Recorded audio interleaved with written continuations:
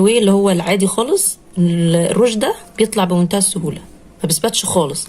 فانا لو عايزه مثلا اثبته زي اغلى انواع الايه الروجات، لو انا في مناسبه او حاجه عايزه اثبته، حاجه بسيطه خالص ببودره الاطفال بتاعت جونسون دي.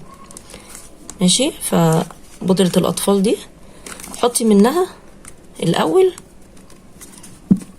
كده، وهتحطي فوقيها، بهدلنا الدنيا، هحط فوقيها بقى كده الروج.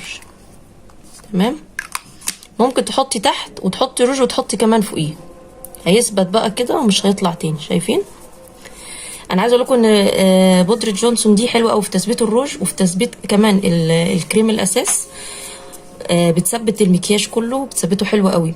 عايزه كمان لو عايزه تثبتي الكحل بيطلع من العين وبيسيح، بعد ما تحطي الكحل تجيبي فرشه صغيره بتمشيها على الاي شادو الاسود وتمشيها فوق الكحل، برضو بتثبته، ما بتخليهوش يسيح ولا يطلع من عينيك.